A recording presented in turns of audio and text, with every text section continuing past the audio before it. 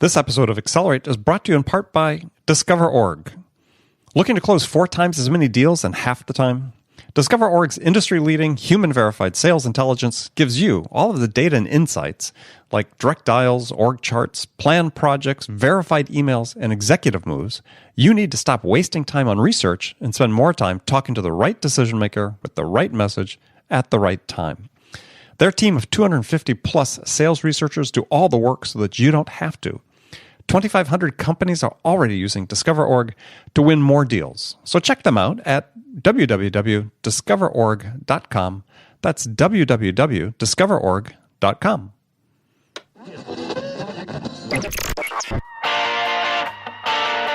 It's time to accelerate. Hey friends, this is Andy. Welcome to episode 585 of Accelerate, the sales podcast of record. Joining me as my guest today on the show is Grant Cardone. I imagine most people in the audience are familiar with Grant. Grant is best-selling author, speaker, CEO of Cardone Enterprises, author of multiple best-selling books, including the New York Times bestseller, Be Obsessed or Be Average. And that's really the theme that we're going to discuss today. Why average is the enemy of obsession, and why being obsessed with serving others, with learning and improving, are the keys to achieving everything you want to in your career and in your life. If you'd like to see the show notes for this episode, go to andypaul.com/585. As always, we provide timestamp breakdown of this and all conversations on Accelerate. Make sure you check that out. Before we get to the interview, let me remind you that today's show is brought to you in part by our friends at Discover.org.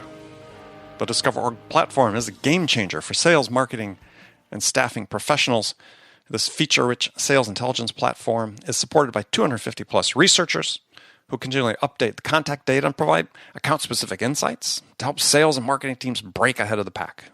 So you can see the product live at discoverorg.com/schedule-demo. That's discoverorg.com /schedule-demo. I'm sorry, I blanked out there for a second. Also, one last announcement is, and this is something that really just launched on Monday of this week. It's an important announcement for those listeners who are sales leaders, VPs of sales of high-growth SaaS companies. Now, I'm teaming up with Jocko van der Kooi, the founder of Winning by Design and the author of Blueprints for a SaaS Sales Organization, a great book if you haven't read that. And we're launching something called the Sales Leadership Accelerator Mastermind. And what this is, it's an intensive 12-month learning, coaching, and mastermind program for the vice presidents of sales of high-growth SaaS companies. So if the responsibility sits on your shoulders to scale your revenue and your team, to grow, to hit that 100 million mark and go beyond it, then the Sales Leadership Accelerate Mastermind, that'll help you transform how you sell, scale, and develop the capabilities of your team to crush your goals. So if this program description fits you, then this is something that you should investigate, absolutely. So enrollment is limited to a small number. So to find out more information, go to our website. That's at SAASSLAM. That's SaaSslam.com right now to learn more and enroll today. All right, let's jump into it with Grant Cardone. Grant, welcome to Accelerate. Hey, man. So thank you so much for having me here today, Andy. I appreciate it. Well, no, honor to have you on the show. So I've got a standard question I ask all my guests to start the show is, in your mind, what's the single biggest challenge facing sales reps today? They don't think big enough. The sales reps trying to hit a quota. Dude, I don't want to hit a quota. I want to make some money. Well, yeah, I'm sorry, go ahead. Real money. I want to make money that does more than pay my bills. This is why salespeople suffer. I mean, I've been in this space for 35 years. Mm-hmm. I wish I would have understood money before I took my first sales job. I wish somebody would have sat down with me and told me how much money it takes to not be worried about money every second of the day, every day. So see a guy gets a job, he's like, how much can I make here? And the manager's like, well, you can make, or whoever's trying to hire him, you can make about 70 grand. Well, it's because the manager and the company all think too small. So who wants to go to work for 70 grand when your cost of living is 68? What would you have done differently?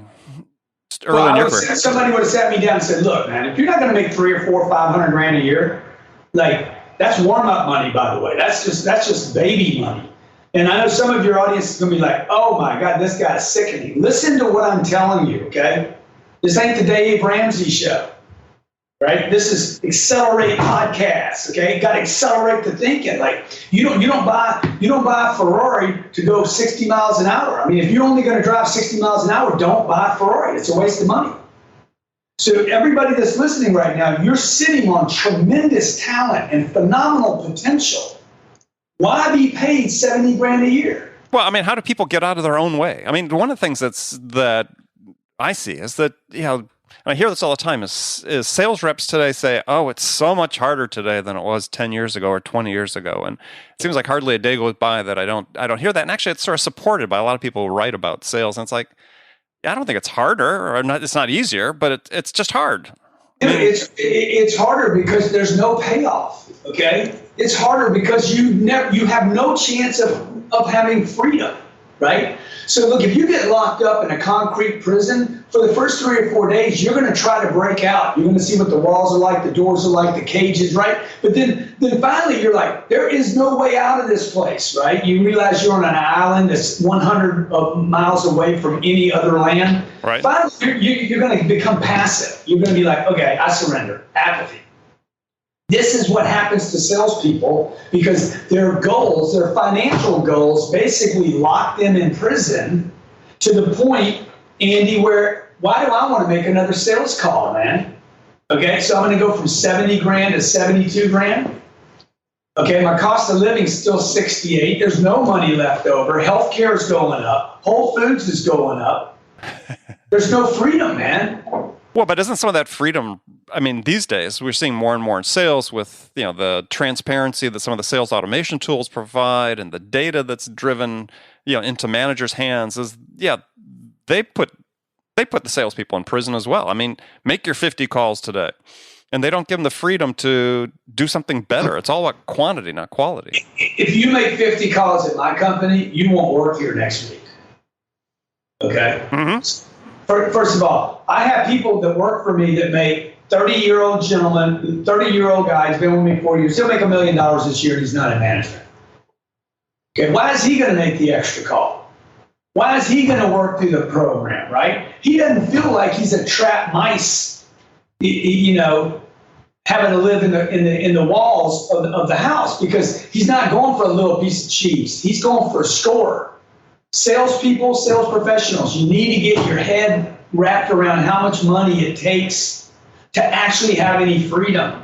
I was doing a gig for Northwestern Mutual, and the average earner in the room made $940,000 last year. And my opening statement or question was, how do you guys live on 940 grand a year? And they're like, what? I said, how do you live on less than $1 million? How do you even feel good about yourself when you go to sleep at night? Right? So what I'm trying to do is I'm trying to shake people out of this I'm just going to get by mentality. So you're not focused on how hard it is, but how big the victories could be. So back to the previous question, though, is it the fault of the seller or the managers, right?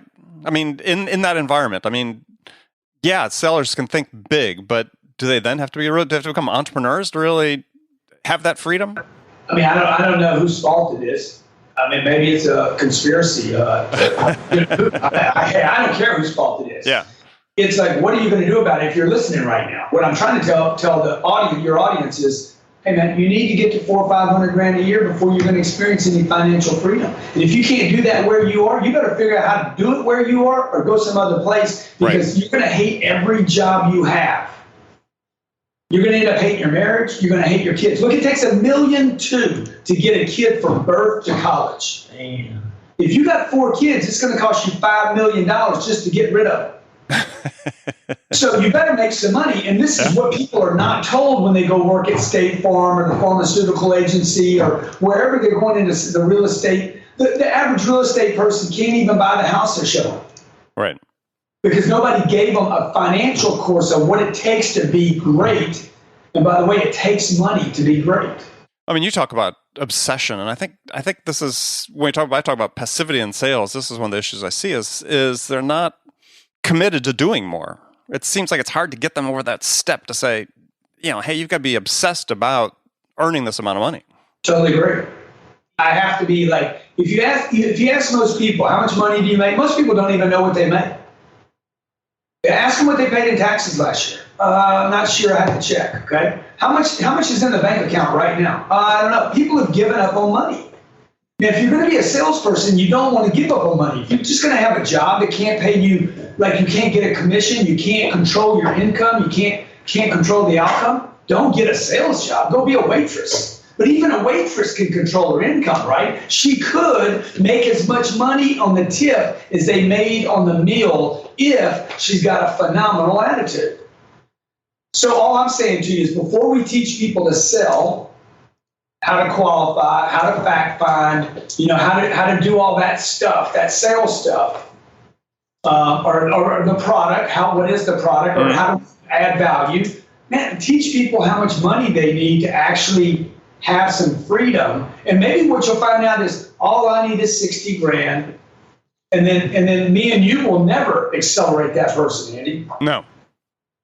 Well, I think that's really sort of the topic I was driving at with that is just, this is what I see is too few people. I mean, you've built obviously a heck of a business with people that are motivated to take life into their own hands, but it's still such a small fraction of the population that's out there. It's like, how do you reach beyond the top performers to start with this message? I think you got to go wide. You got to talk to everybody. You got to start waking people up, and I have an audience.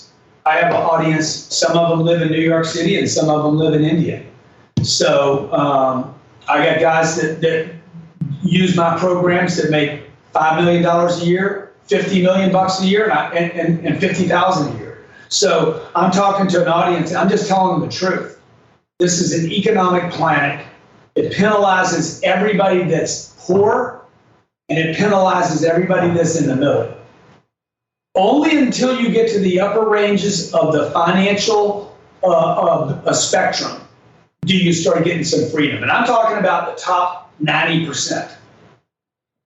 The middle class does not have any freedom today. Okay, it is not what it was 30 years ago. So I think the way you reach more people, Andy, is you start telling the hard, cold, truth of the situation. And then all of a sudden people feel like they're under threat. People actually perform well when they're under some kind of pressure and threat. Well, I mean, you talk about in your work that, 3/4 of Americans are living paycheck to paycheck. I mean, it seems like everybody should be feeling like they're under threat. Yeah, no, unless I've given up, right? Unless I start making sense of it. 76% of Americans live paycheck to paycheck. And if you ask most of them, their social answer is going to be, oh, no, I'm good. No, I'm all right. I'm fine. No, we good. Yeah, I was in Whole Foods this week. Yeah, we had to leave there and go to Publix or Safeway or Albertson because we couldn't afford I can't feed my kids with organics. No, we all good until we get the cancer. No, we're all good until my mom gets sick. No, we're all good until the car crash. No, we're all good until healthcare fails us. See, so everybody's all good until they ain't all good. And then what they do is they criticize me for my bad English. Well, my English is good, but my English is bad, but my bank accounts, they healthy. Yeah, that's a trade-off I think most people would make in life. So, so obsession, I think, is a scary word for many people because it reeks of this commitment of doing more, perhaps than they're being comfortable, or maybe of life being out of balance. But I mean, you talk about obsession as being a means to achieve balance. So what did you mean by that? Yeah, what I meant. I wrote a book called Be Obsessed or Be Average. And I'm basically encouraging people to own their obsessions, to grab them, use them. Like to feed the beast, to feed the parts of you that want to be great, that want to be rich, that want to be phenomenal, that wants to be the star. And I know people right now, I don't need all that. Yeah, I'm telling you, find that. When you were a kid, you thought about being a Superman or a Superwoman or an astronaut or super rich. I meet kids and I'm like, what do you want, man? I want to have all the money in the whole world. Like, you mean all of it? All of it. I want to have every penny and every. I'm like, only a kid would think that big, right? But it is the right way to think and to be obsessed with that, right? I want to give people permission to be obsessed with what you wanted as a kid. Because if you don't own the obsession, all that energy all that energy that you had somewhere long ago or maybe last weekend is going to come out in some weird, funky way. Okay? All that energy is going to come out some weird, like, oh, now I'm obsessed with how my mom feels about me, or I'm insecure, or I'm worried everybody's going to get me sick. The weird obsessions, the bipolar, ADD, ADHD, all the problematic stuff. So look, everybody that's great on this planet that me and you know, the Steve Jobs to the Jesus Christ and everybody in between, they were all obsessed. Well, one of the big obstacles I find oftentimes when we're trying to get people motivated is, and you wrote about this, is you can't get people to turn the TV off rather than spending an hour or two in performing or doing something to improve their craft. People are spectators. People are spectators. So, a man told me once, he's like, Grant, safest place, no matter how dangerous it looks, the safest place is on the field. It's not in the stands, and it's not at home. Be on the field, buddy. All the admiration on this planet, all the attention is on the field. It is not in the stands unless there's drama. It's not at home unless there's drama. Okay? The game is played on the field. So is there a conflict between the obsession and the need to be able to serve others? I'm obsessed with serving others. So I don't have a conflict. See, drug addiction, you can't serve anybody. That's an obsession. I'm obsessed with drugs, but that's not an obsession by choice. The guy is now addicted. He doesn't have choice involved anymore, right? The alcoholism, whatever. The guy who's watching porn all the time, whatever the weird thing is. You're playing games constantly. You can't get undone from the gambling addiction. These people basically, they don't have a disease, man. They have misguided obsessions. And so all those people, by the way, basically suppress, in my mind, I believe suppress some other desire to be unique or great or phenomenal. And they sat on it, and the drugs or the porn or whatever gives them a relief, right? It's a sense of relief until one day they don't have a choice in it anymore. So for me, I'm obsessed with helping people. Otherwise, why would I be doing this with you today, man? The check you sent me didn't cash. Yeah, I'm surprised about that. So is this what can we do at a sort of educational level? Because now we're seeing more sales programs coming into schools or universities and colleges, but is any of this something that we can handle, sort of start handling at that level? Again, I think people need financial literacy too, And what if you were 15 years old and you'd have been taught how much money you actually need? Were you even taught anything about money as a kid? Other than your daddy telling you a penny saved is? Not much, no. Yeah. So, our parents taught us to save money, but never taught us how to make it. You were basically taught everything out of sequence. Yeah. Saving money means nothing if you don't know how to make it. Then I would have to be taught how much I need to make.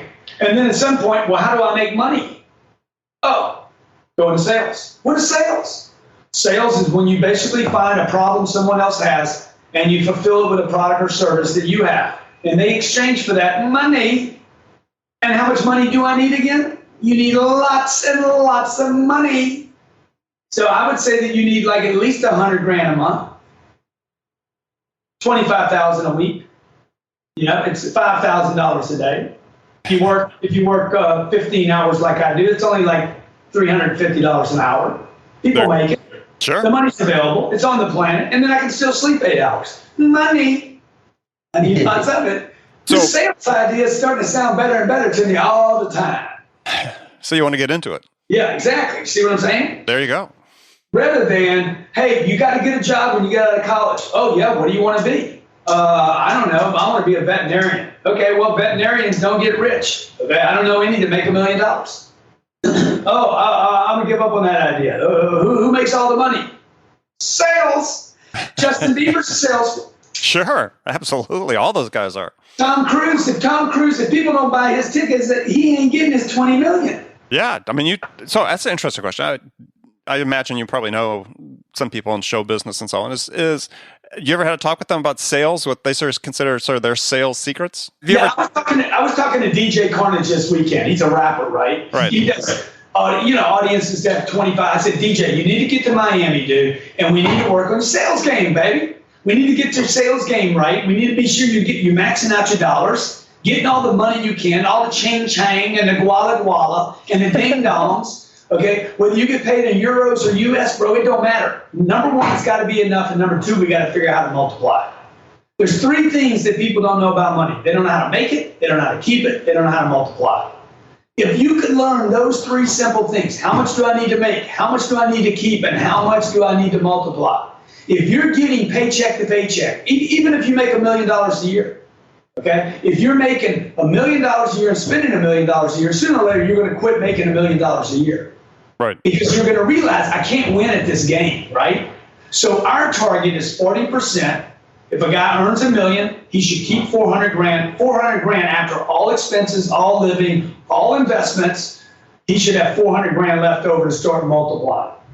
He should be able to operate on a 40% ratio. But to have 40% left over, man, you got to make a lot of money. And that's for 40% after taxes? 40% after taxes.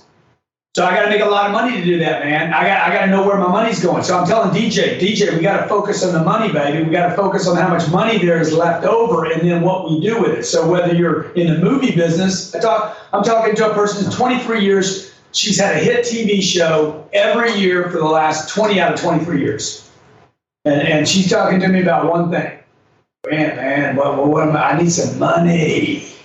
So even people at the top levels, man, have trouble with this game because they never, number one, they don't learn the sales game. They turn it over to an agent to cut their deals. And number two, they never get into a place where they can multiply their money. So, interesting comment about agents. So, do you think the celebrities, actors should be cutting their own deals, cutting the agents out? LeBron is. Sure. He's his own agency, right? Okay, Michael Jordan did. Dude, all the players have control, bro. Control equals income. Interesting. Come on, man. You know that. Control. Okay? Now, I don't need to control my jet. I don't fly the jet. I just need to know that the two pilots that get in the front, they know, they think we're going to get to the other side. Right. So that is control, right? Mm-hmm. So I need control of time. I need control of money. I need control of the environment around me. Where you don't have control, where you lose control, you will fail. And that pertains a lot to sales. Absolutely. You don't control the sales cycle, you don't make the sale. They control it, you don't make it. Well, that doesn't mean I need to be in control of the customer, by the way. I need to be in control of the sales cycle, not the person. Right. Yeah, I mean, you can't control other people like that. So I guess back to this issue of control is so we sort of touched on it earlier, is there's this obsession with managers have on metrics, key performance indicators, and so on, versus actually connecting with people and selling with heart. Well, they're not in control, man. Those people that are just like looking at metrics and numbers, they're not in control. That's why they're doing that. They're like, I got to see the numbers. Okay? So why don't you just pick up the phone and sell something? See, the reason they're chasing the numbers is because the sales are off. And the reason they're not on the phone fixing it, instead running around like an idiot, or going to another conference to try to get the metrics and what they should be, or talking about how to reduce expenses, the reason they're on defense is because they ain't on offense. And offense in sales would be pick up the damn phone, man, make a call and sell something. Get in front of a customer, sell something, close a deal and get some money. Income solves a lot of problems. Yeah, well, I think people that also focus on metrics, to your point, is they've never picked up a phone and called, right? Too often now, and at least in the tech business, you see managers being promoted that were never in sales. I mean, look, metrics are important, managers are important, but managers aren't stars, man. Let's keep it real. That's right. Okay. Managers aren't going to be Tom Brady. No. Or the owner. They're managers. I mean, they're managers for a reason. We didn't call them superstars. But I do need managers. I mean, they're critical and they're vital, right? I need a navigation. I need that. And middle people, particularly the middle level people, need a lot of support, right? How do I do this and how do I do that? And maybe hold me accountable. And the company needs to know that they're doing that so that they're giving their employees the best opportunity. But a superstar don't need all that. So let me ask you a question about the future of sales, because there's a lot being written about the increased influx of artificial intelligence, machine learning, bots, and so on. What do you see start happening in B2B sales over the next 3 to 5 years? Or some trends and what people should be doing about it? Look, if you're average, you should be feeling like T-Rex right now. We know what happened to him. Right. So you either better learn how to live in the ocean at 6,000 feet below the sea level, because you're about to be extinct. So what do they do? Or you better get great. You better get great, because there's not going to be anything in between. You will be replaced by a robot. So if they had to focus on 2 things to become great, what would you recommend? Frequency, number 1. Frequency. Nobody gets great being infrequent. You got to be frequent. You have to kick up the volume of your activity at least 10 times. Whatever you think is enough, you're wrong, okay? Just multiply by times 10. So if you're making 70 grand, your target should be 700,000. If you're making 700 grand, your target should be 7 million. You do the same thing on phone calls, okay? So look, you can't make the schools where your kids go 10 times better. You can change your income by 10 times. You follow what I'm saying? Yeah. I can't change my product. I cannot improve my product 10 times. I can improve the number of customers I talk to by 10 times. So number 1, I would increase the frequency. And number 2, I would get away from everyone that contradicts the message I'm giving you right now.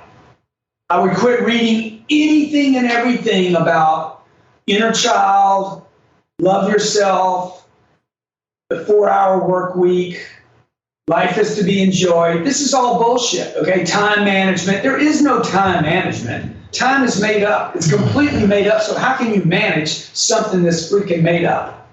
All right? So you got to pick a side, okay? Pick a side. You're not going to be frequent if you don't pick a side. Pick a side.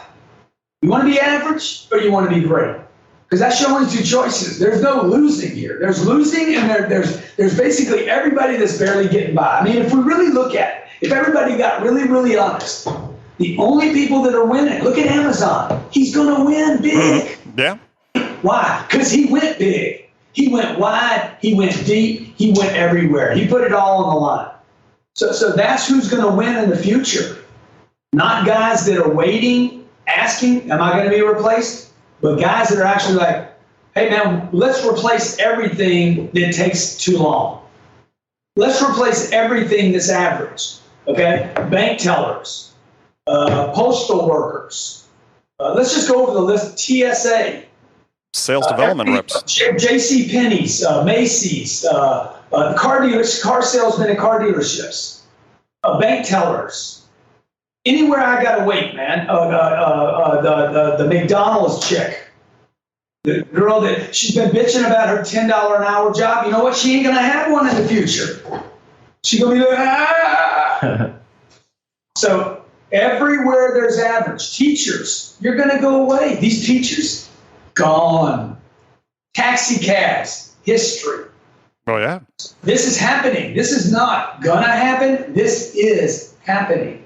So if you were going to look at what you teach right now and say, okay, what am I teaching that's new in 2 to 3 years? What's that going to be? Well, first of all, we teach we've been for years now teaching a collapsed sales process. It's much tighter. It's not wrong. It's not the old school, like the more time you spend with the customer, the better off you are. It's not even true, okay? The less time you spend with somebody, the better off you are. Yeah, they don't Everybody wins. Yeah, they don't want to spend time with you, your buyers. Yeah, go ahead. I don't want to spend time with them either. So, I sell very high complex, very, very high end, everything from multi-million-dollar programs to companies to I'm raising $40 million for a fund right now. Mm-hmm. Okay, we don't spend more time with people. We spend less time with them.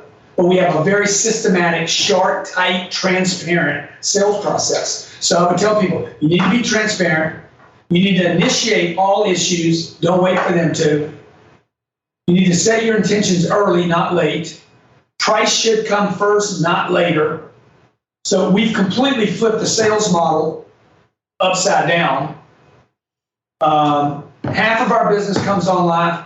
40% of our business comes online, 40% traditional, either business to business, door to door, or phone, over the phone, and then 20% comes in person, where we're actually in front of a person. Mm-hmm. So what would I tell people, man? Dude, look. Pay attention to what I'm doing. You're going to see exactly the future of sales. All right. Love it. All right. Well, Grant, we've just run out of time, but really appreciate you being on the show. Tell folks how they can connect with you. Just wherever you're online, put in my name, Grant Cardone. If you can't find me, you're not trying. Well, you don't need to make another sale. All right. Yeah, you're pretty ubiquitous out there, and yeah, you search for Grant, they'll find you. All right, Grant, thank you very much for joining me. Thank you. All right. Friends, thank you for spending this time with us. Make sure you come back again tomorrow for another great episode of Accelerate. So until next time, this is Andy Paul. Good selling, everyone.